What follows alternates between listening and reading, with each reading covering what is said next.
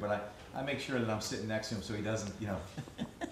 But can you remember, maybe it's not an individual or a situation where, you know, you had a little fun in putting the test on some people? Doc?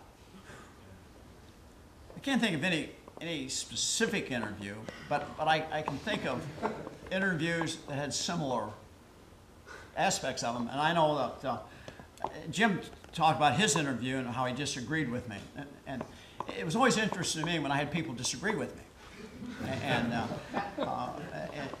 you appreciate that if they can back up what they're saying. And there's been several interviews of individuals that I would come across maybe in a little sarcastic way or somehow. Really? And it was interesting how they would come back and defend.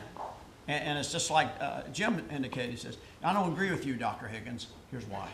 And I always appreciated that. And they would always, whenever they did that, I cannot remember one that didn't have a good defense. And they came back and they defended their position. And another question I always enjoyed asking, people would talk about, you know, their accomplishments and what have you. And I always enjoyed looking at them after they'd gone through everything. And I said, are you good at what you do?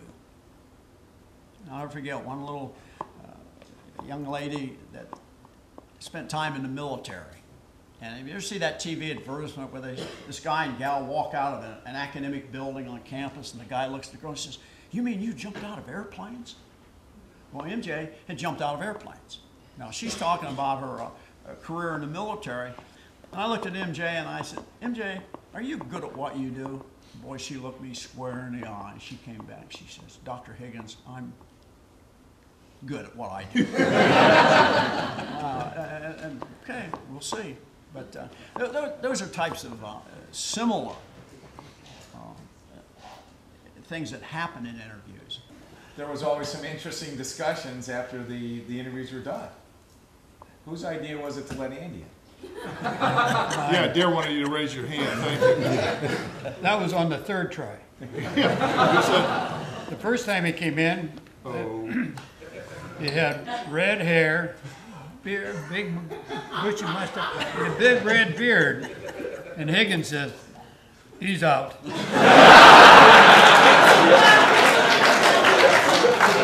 This is before the interview started.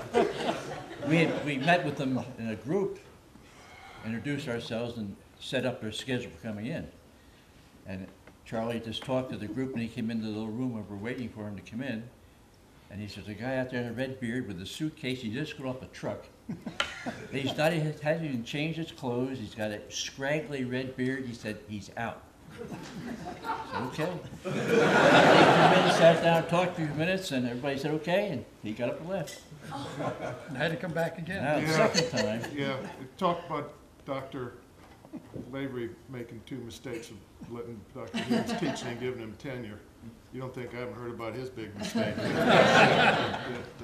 What was always interesting, too, about selecting people, we'd have the interviews, and of course, every admission was a group process. And so many alums, I'm the only one who gets blamed for people not getting in. They remind me of that. And a couple of symposiums ago, they said, and the MC said, would everyone in the audience, and this is the banquet, he said, anyone in here who was turned down by Doc? Didn't say the committee or not, and half the room stood up. I thought we were better than that. 50%. But the interviews, to me, I enjoy them. Oh, yeah, right. We know that. He's the only one that looked forward to him. He would sharpen his tongue. Even the ones that did get in, I felt there was some attachment. You know, you got to know people, and you just felt bad. You just couldn't take in everybody, but it was selective. But the interviews, to me, they were interesting and they were enjoyable on my part. Took a lot of time, but I think you know, it's one of those things that we felt was best for the program. But they were tough. That probably is, in my career, coaching and everything else, that was probably the hardest and most difficult situation we put ourselves into it. Because, excuse me, we knew that we had people's hopes and dreams in our hands. And it was so difficult to sit there and say, my God, I like that person, but then we looked at another one.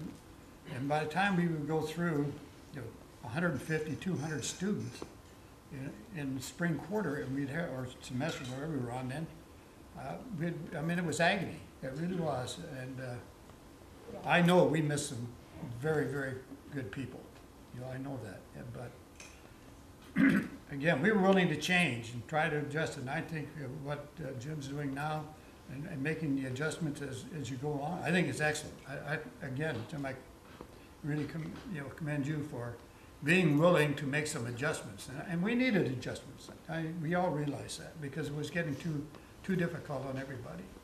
And there has to be, you have to look forward and say, tweak this, tweak that, move this, try it. If it doesn't work, go back. As I said before, I don't want to repeat myself, but I think that's the key to the interview process, the whole process, and what you're doing here with the different type of programs you have. It is fantastic. I really think you've done a great job. Thank you. Thank you.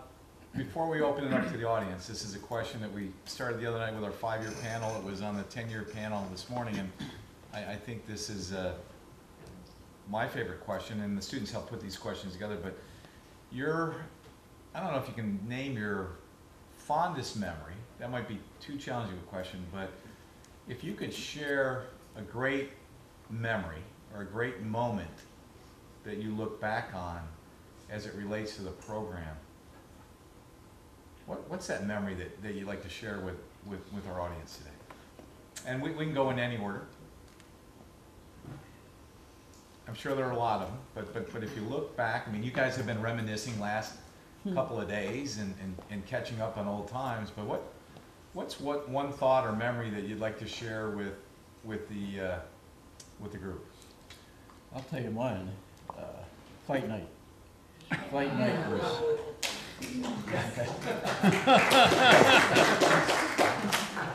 Fight night was a headache in a way, but it was really great. We broke into committees, and every committee had a responsibility towards fight night.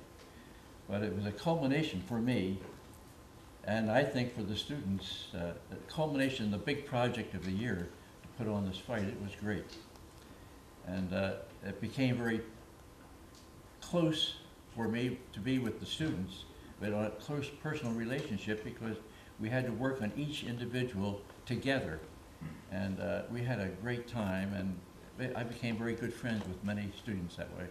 And one of the best times I had was with Jim, who was my all-time dart partner. We won lots of money and lots of beers. But it became on a personal basis with many students, and I enjoyed that most. What did you say? I'm not going to mention your personal relationship.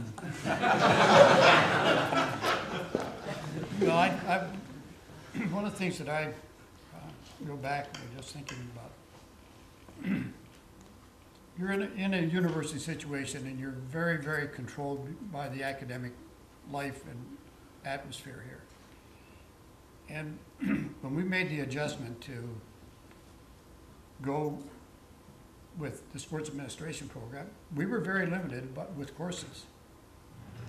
And I went before the faculty senate and the curriculum committee and said, there are so many other courses in this university that would lend to where we would like our students, or the interest that they've shown to us, where they want to go, because sports administration is not just sports, it's business.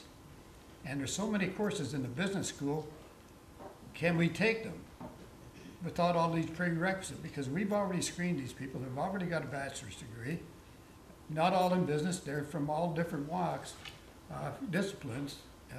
Can we have a smorgasbord and select these courses out of whatever program and put them together as a curriculum for the sports administration program? And I didn't think we had a chance to get it through, because at that time it was really, the academia was pretty tough. And lo and behold, we had somebody journalism had written